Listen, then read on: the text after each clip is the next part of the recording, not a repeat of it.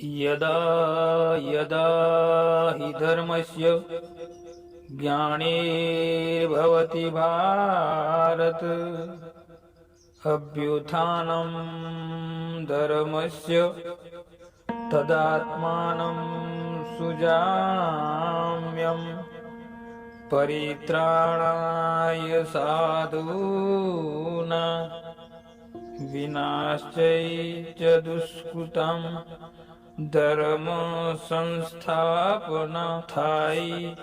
संभवामि युगे युगे।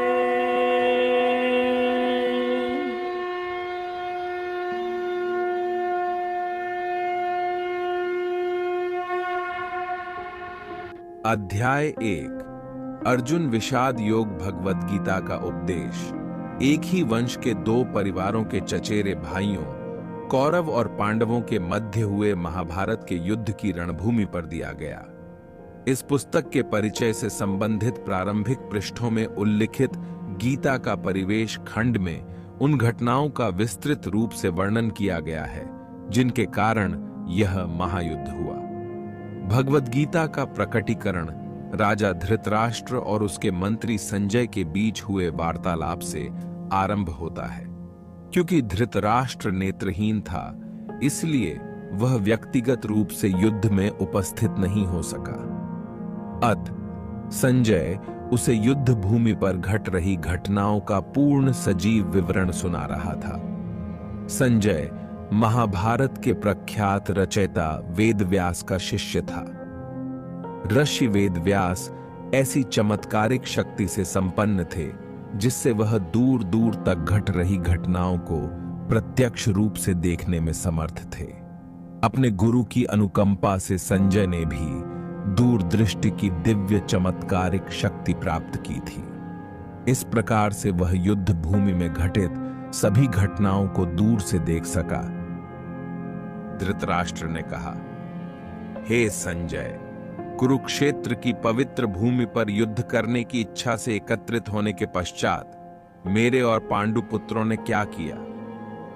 संजय ने कहा, हे राजन, पांडवों की सेना की व्यूहरचना का अवलोकन कर राजा दुर्योधन ने अपने गुरु द्रोणाचार्य के पास जाकर इस प्रकार के शब्द कहे।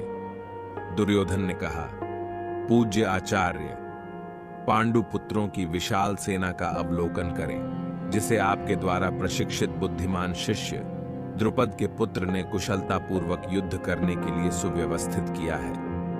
यहां इस सेना में भीम और अर्जुन के समान बलशाली युद्ध करने वाले महारथी युयुधान, विराट और द्रुपद जैसे अनेक शूरवीर धनुर्धर हैं। यहां पर इनके साथ धृष्टकेतु, चकितान काशी के पराक्रमी राजा कांशीराज, पुरुजित, कुंती भोज और शैव्य सभी महान सेना नायक हैं। इनकी सेना में पराक्रमी अभिमन्यु, शूरवीर, उत्तमौजा, सुभद्रा और द्रौपदी के पुत्र भी हैं, जो सभी निश्चय ही महाशक्तिशाली योद्धा हैं। हे ब्राह्मण श्रेष्ठ, हमारे पक्ष की ओर कहा कि उन सेना नायकों के संबंध में भी सुनिए जो सेना को संचालित करने में विशेष रूप से निपुण हैं। अब मैं आपके समक्ष उनका वर्णन करता हूं।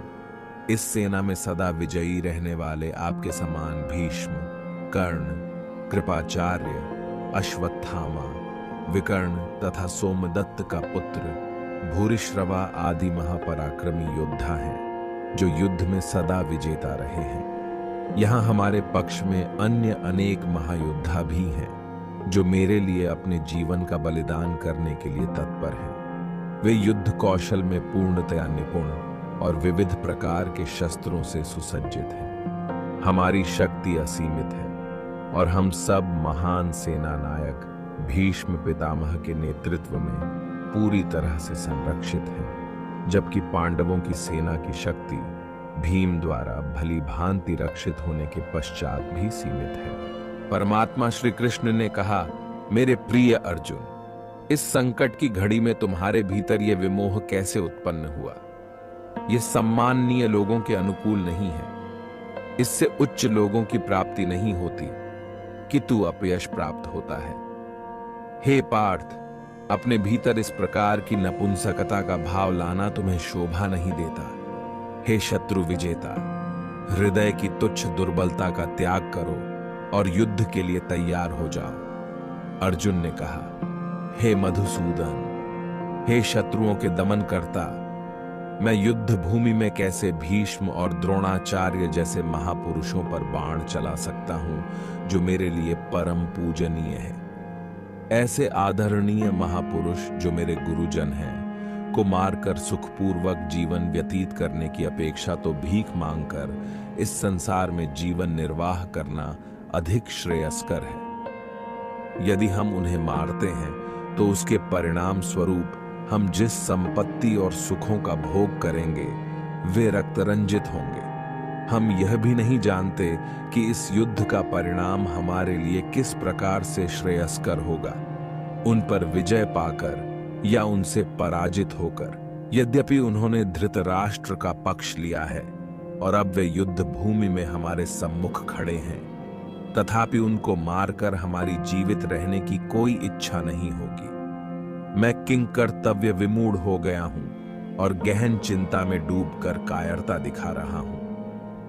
मैं आपका शिष्य हूं और आपके शरणागत हूं। कृपया मुझे निश्चय ही यह उपदेश दें कि मेरा हित किसमें है। मुझे ऐसा कोई उपाय नहीं सूझता जो मेरी इंद्रियों को सुखाने वाले इस शोक को दूर कर सके। यदि मैं धन संपदा से भरपूर इस पृथ्वी पर निष्कंटक राज्य प्राप्त कर लेता हूं या देवताओं जैसा प्रभुत्व प्राप्त कर लेता हूं, तब भी मैं इस शोक को दूर करने में समर्थ नहीं हो पाऊंगा। संजय ने कहा। ऐसा कहने के पश्चात गुणाकेश शत्रुओं का दमन करने वाला अर्जुन ऋषिकेश कृष्ण से बोला, हे गोविंद, मैं युद्ध नहीं करूंगा और शांत हो गया।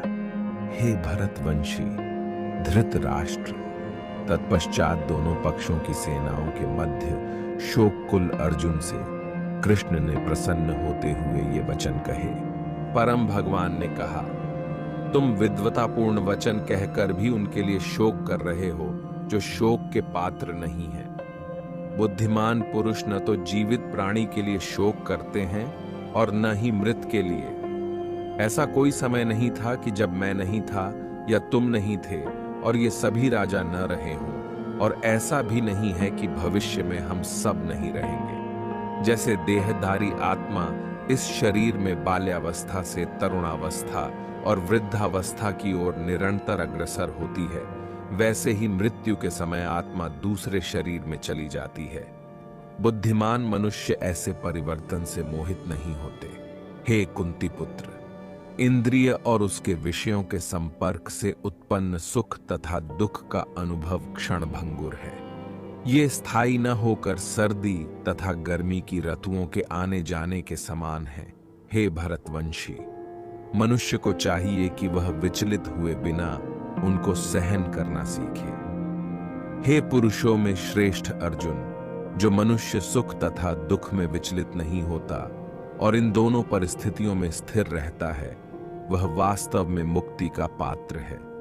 अनित्य शरीर का चिरस्थायित्व नहीं है और शाश्वत आत्मा का कभी अंत नहीं होता है। तत्वदर्शियों द्वारा भी इन दोनों की प्रकृति के अध्ययन करने के पश्चात निकाले गए निष्कर्ष के आधार पर इस यथार्थ की पुष्टि की गई है, जो पूरे शरीर में व्याप्त है, उसे ही तुम अविनाशी समझो। उस अनश्वर आत्मा को नष्ट करने में कोई भी समर्थ नहीं है। केवल भौतिक शरीर ही नश्वर है और शरीर में व्याप्त आत्मा अविनाशी, अपरिमेय तथा शाश्वत है। अतः हे भरतवंशी, युद्ध करो। हे कृष्ण, मुझे विजय, राज्य और इससे प्राप्त होने वाला सुख नहीं चाहिए। ऐसा राज्य, सुख या अपने जीवन से क्या लाभ प्राप्त हो सकता है, क्योंकि जिन लोगों के लिए हम यह सब चाहते हैं वे सब इस युद्ध भूमि में हमारे समक्ष खड़े हैं। हे मधुसूदन, जब आचार्यगण, पितृगण, पुत्र, पितामह, मामा, पौत्र, ससुर, भांजे, साले और अन्य संबंधी अपने प्राण और धन का दाव लगाकर यहाँ उपस्थित हुए हैं, यद्यपि वे मुझ पर आक्रमण भी करते हैं, तथापि मैं इनका वध क्यों करूं? यदि फिर भी हम धृतराष्ट्र के पुत्रों का वध करते हैं, तब भले ही इससे हमें पृथ्वी के अलावा तीनों लोक भी प्राप्त क्यों ना होते हों, तब भी उन्हें मारने से हमें सुख कैसे प्राप्त होगा। हे समस्त जीवों के पालक, धृतराष्ट्र के पुत्रों का वध करके हमें क्या सुख प्राप्त होगा। यद्यपि वे सब अत्याचारी हैं, फिर भी यदि हम उनका वध करते हैं तब निश्चय ही उन्हें मारने का हमें पाप लगेगा। इसलिए अपने चचेरे भाइयों धृतराष्ट्र के पुत्रों और मित्रों सहित अपने स्वजनों का वध करना हमारे लिए किसी भी दृष्टि से उचित नहीं है। हे माधव, इस प्रकार अपने वंशजों का वध कर हम सुख की आशा कैसे कर सकते हैं। यद्यपि लोभ से अभिभूत विचारधारा के कारण वे अपने स्वजनों के विनाश या प्रतिशोध के कारण और अपने मित्रों के साथ विश्वासघात करने में कोई दोष नहीं देखते हैं, तथापि हे जनार्दन, जब हमें स्पष्टतः अपने बंधु बांधवों का वध करने में अपराध दिखाई देता है, तब हम ऐसे पापमय कर्म से क्यों न दूर रहें। जब कुल का नाश हो जाता है तब इसकी कुल परंपराएं भी नष्ट हो जाती हैं और कुल के शेष परिवार अधर्म में प्रवृत्त होने लगते हैं। अधर्म की प्रबलता के साथ हे कृष्ण, कुल की स्त्रियां दूषित हो जाती हैं और स्त्रियों के दुराचारिणी होने से हे वृष्णिवंशी अवांछित संतानें जन्म लेती हैं। अवांछित संतानों की वृद्धि के परिणाम स्वरूप निश्चय ही परिवार और पारिवारिक परंपरा का विनाश करने वालों का जीवन नारकीय बन जाता है। जल तथा पिंडदान की क्रियाओं से वंचित हो जाने के कारण ऐसे पतित कुलों के पितरों का भी पतन हो जाता है। अपने दुष्कर्मों से कुल परंपरा का विनाश करने वाले दुराचारियों के कारण समाज में अवांछित संतानों की वृद्धि होती है और विविध प्रकार की सामुदायिक और परिवार कल्याण की गतिविधियों का भी विनाश हो जाता है। हे जनार्दन, मैंने गुरुजनों से सुना है कि जो लोग कुल परंपराओं का विनाश करते हैं वे अनिश्चित काल के लिए नरक में डाल दिए जाते हैं। ओह, कितने आश्चर्य की बात है कि हम मानसिक रूप से इस महापाप जन्य कर्म करने के लिए उद्यत हैं। राज सुख भोगने की इच्छा के प्रयोजन से हम अपने वंशजों का वध करना चाहते हैं। यदि धृतराष्ट्र के शस्त्र युक्त पुत्र मुझ निहत्थे को रणभूमि में प्रतिरोध किए बिना भी मार देते हैं, तब यह मेरे लिए श्रेयस्कर होगा। संजय ने कहा। इस प्रकार यह कहकर अर्जुन ने अपना धनुष और बाणों को एक ओर रख दिया और शोकाकुल चित्त से अपने रथ के आसन पर बैठ गया। उसका मन व्यथा और दुख से भर गया।